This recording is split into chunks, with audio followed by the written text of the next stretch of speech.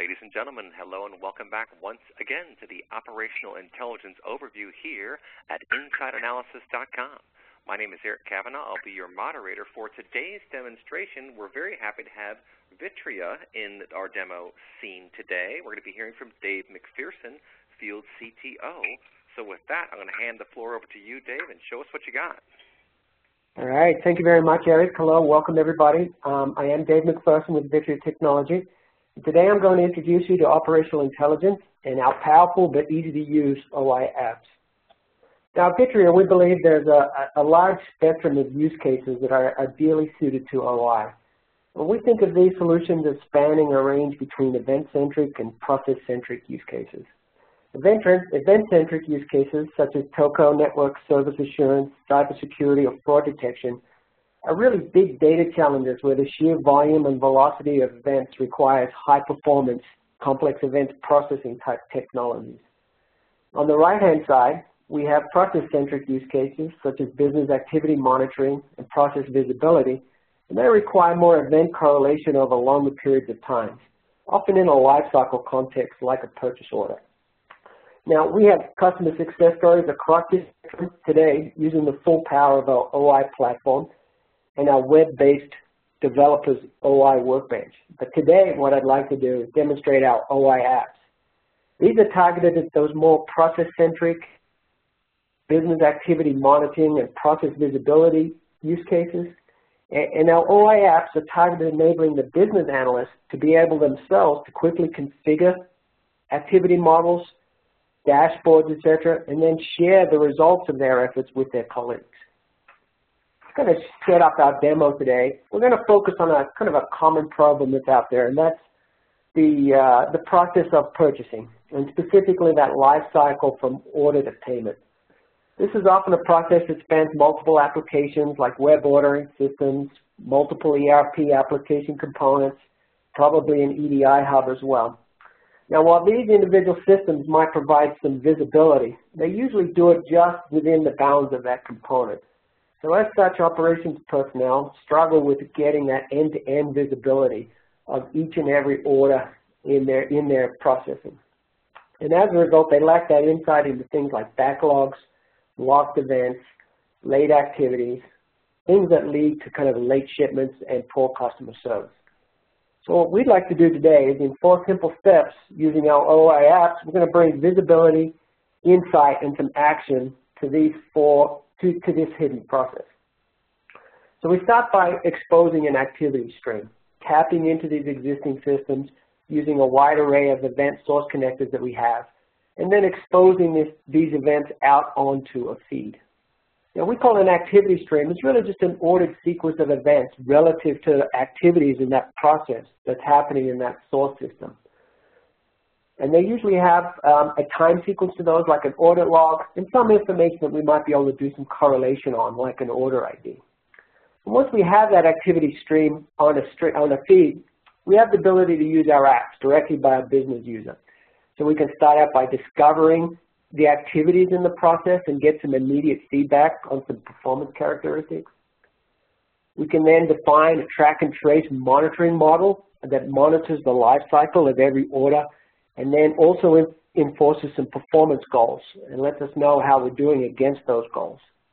And then lastly, we'll show how business users can create KPIs, active measures on streaming events that they can visualize in these easy-to-use dashboards. And then lastly, we'll show how they can share it with their colleagues. So why don't we go ahead and get started with our demo. Now, I don't have a collection of procurement systems, so I'm going to use this activity stream simulator here. And as you can see, I've got some time-oriented data with some step information. Those look like activities in our life cycle. We have an order ID. We also have some other data relative to things like buyers, and that might be useful for some dimensional analysis. So with this stream public onto a feed, I'm going to actually now go build a model to view and discover, if you will, what this data all means to my process. So here we have our launch pad. We use the notion of spaces to be able to develop and share our models. I'm going to start in my own personal space right now. And I'm going to start off with creating a discovery model.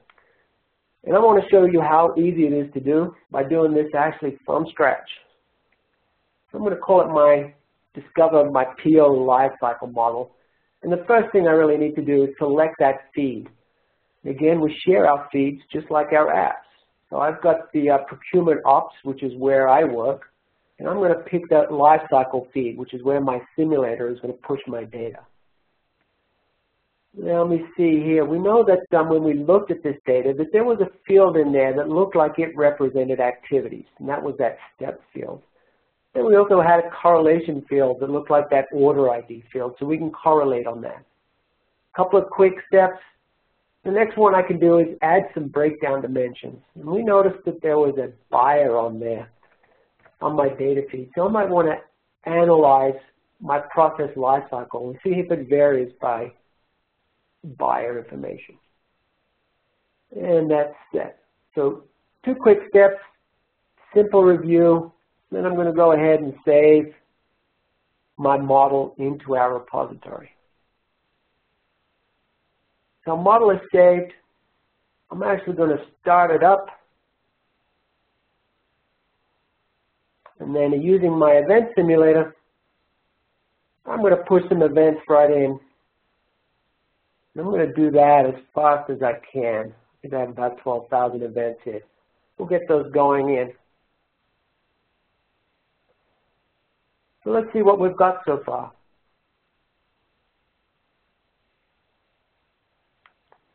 So it looks like I've already processed some records and I'm getting some immediate feedback on some of the performance characteristics of my model.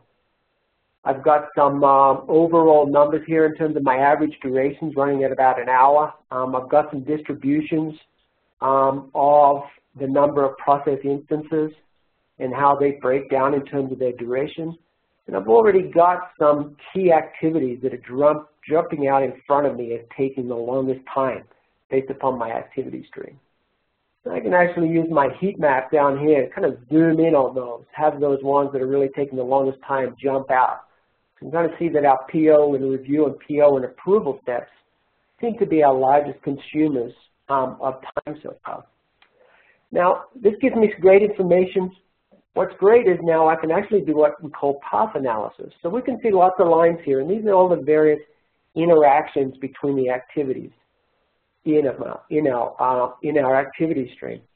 But I can do some analysis. So for example, maybe I want to say, let's look at the path that is taking the most time so far based upon what I'm seeing.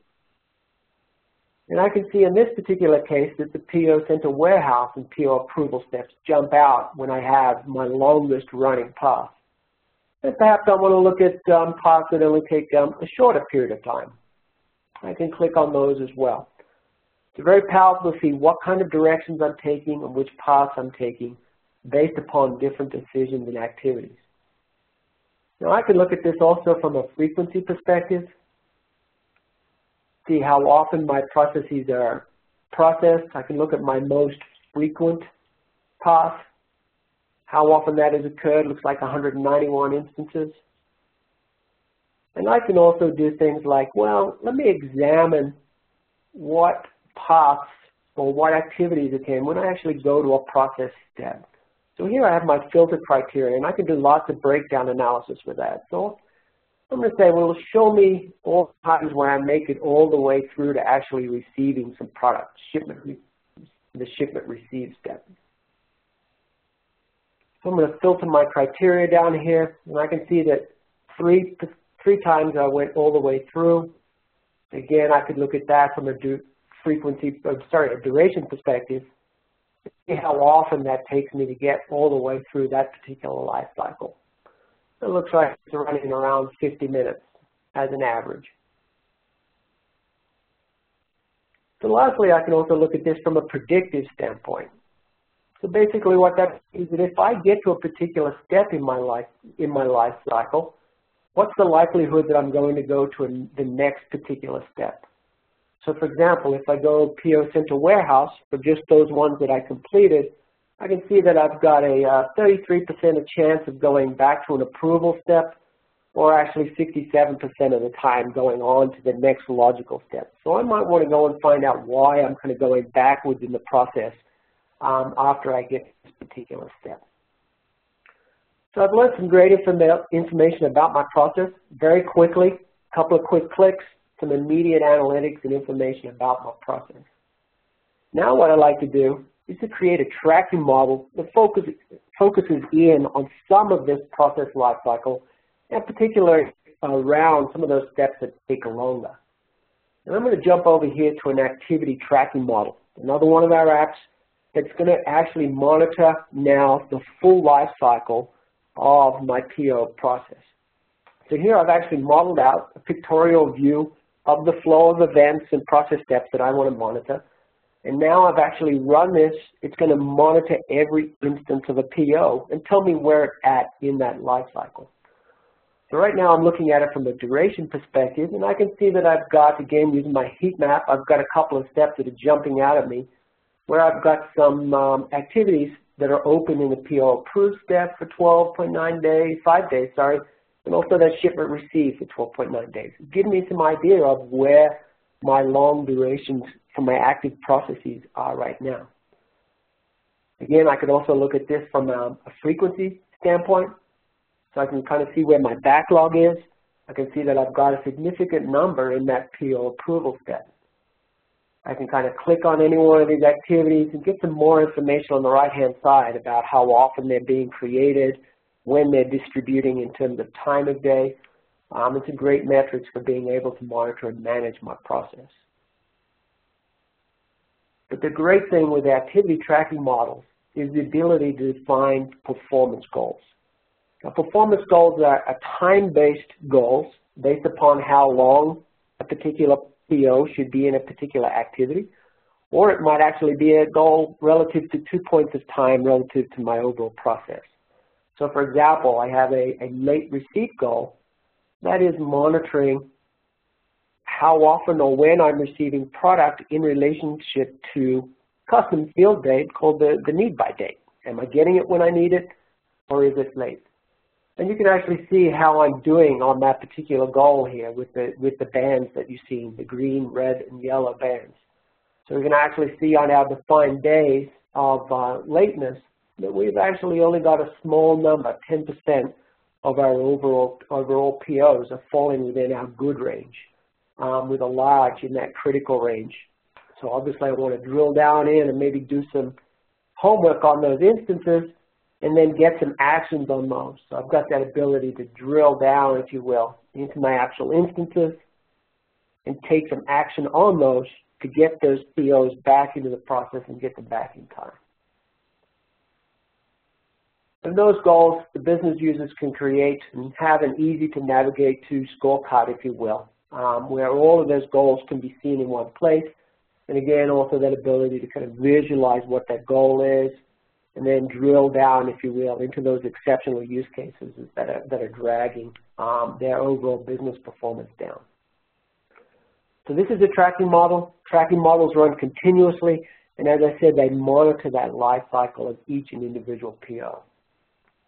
What I'd like to do is just edit this model real quickly, just to show that like our other app, it follows a couple of quick, easy-to-use steps. Starts with the model step, where the business user has this easy-to-use palette to drag a kind of a BPMN model that represents the activities that they want to monitor in their life cycle, and very easily create this pictorial representation of the process. They can define some attributes that they want. So these are usually things like breakdown measures as well as other fields they want to see. And then they can also define goals. And those are those operational metrics that we saw, like that late receipt. And they can manage those based upon the date of entering activities, leaving activities, or some date that's on my inbound field.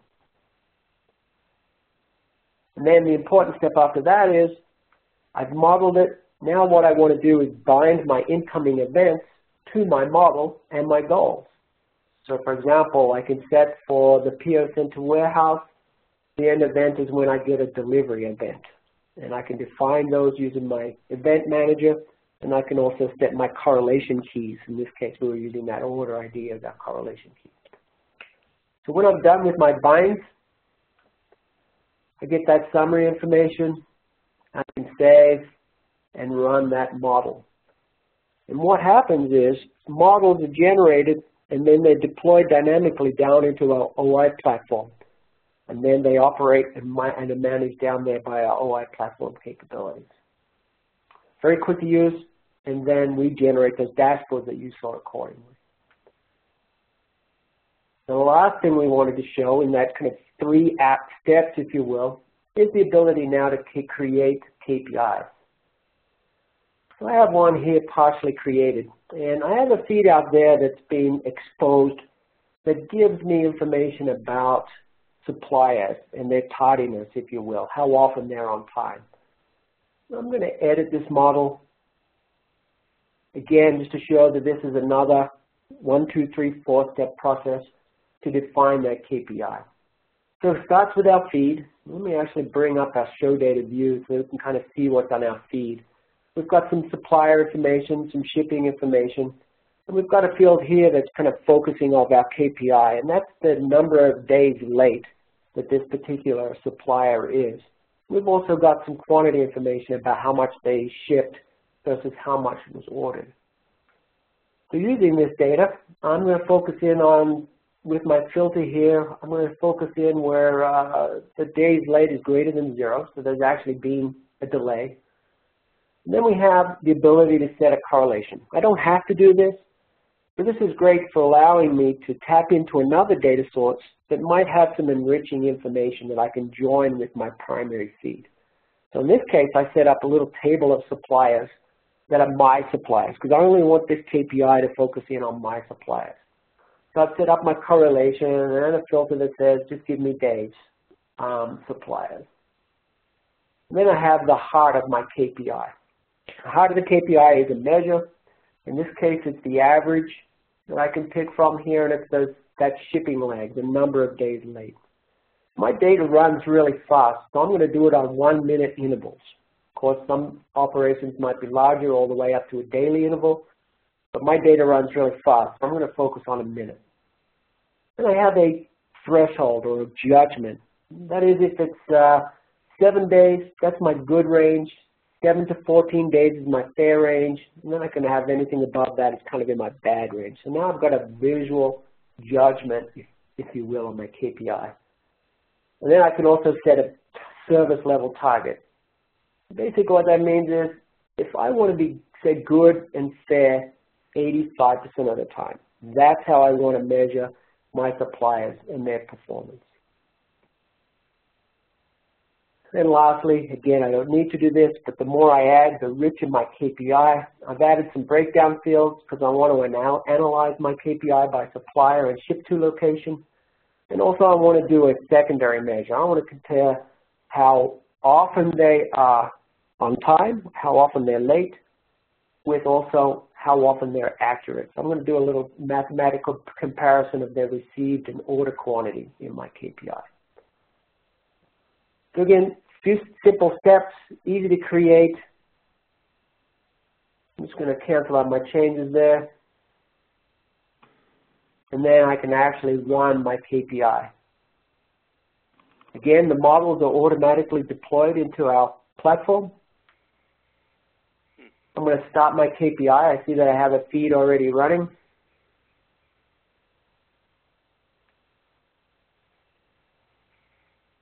We get some data coming in. We can see that automatically now we've tapped into that live stream of data. I have some thumbnail information over here showing my current averages. You can already see that on my service level target, I'm around about 72% for the data I've analyzed so far. See my days late is kind of just into my fair range. Now I can use some of my filtering capabilities to explore my breakdown. So let's have a look at by supplier. Yeah, if I could interject for one quick second, you're actually you're accessing this information, I'm guessing, from the network, right? Are you like some of these other vendors where you're basically siphoning activity off the network and then reconstructing the bigger picture of what's happening, or how are you actually getting the data in?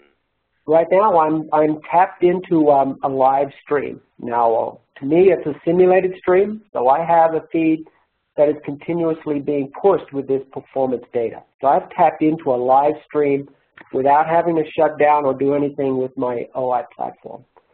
But we've also got the capability to archive events that have happened and play those back. For example, we could play it back out of Hadoop source, if you will. But today I've tapped into a live stream of data. So I'm not tapped into a database, but into a live analytical stream of data. Okay, and my question is, are you just plugging, when somebody deploys this, let's say I'm a manufacturing company and I'm really concerned about order to cash, and I'm concerned about the efficiency of my company. When I go out and buy your solution, do I just plug it into the network, or do I have to manually go and set up connections to all these different systems? Yeah, you know, it all depends on if there is an available source of data already exposed, whether it's in an audit log somewhere, on a JMS queue, a web service. You know, sometimes it is. A lot of the times there are audit log mechanisms already there. But often we might have to go in and expose that event, kind of that first step in the process. Gotcha. And there we'll use some of our connector capabilities. Vitria, we've been connecting into systems and applications since we were founded, so it's something we're very good at. We've got a lot of tools to help go in and expose those events, if you will, in a non-intrusive way. But once it's on a feed, we can expose that out and share that with business users to use in our apps, or we can build more custom Workbench solutions using our, using our custom platform and Workbench. Hopefully that answers your question. So while we're talking now, I'm just kind of exploring some of our other dashboards that are automatically created. And this is my impact view, where I can see the performance of my suppliers on there, how often they are late and how many days they are late from an average perspective. And I can do some comparative analysis against how often they either over or under deliver their product. So I can see while Johnson might be better, is still in the fair range, but is around about 9 days late, I can see that Acme and New England are better from the standpoint of accuracy, with either always accurate or maybe just slightly over-delivering. Now this is a particular KPI now that I can run and leave running. The longer I let it run, I will get more valuable trending information that I can view and analyze over time. Again, I can compare this from my different measures. I might want to look at this by my ship to location, which is one of those dimensions I set.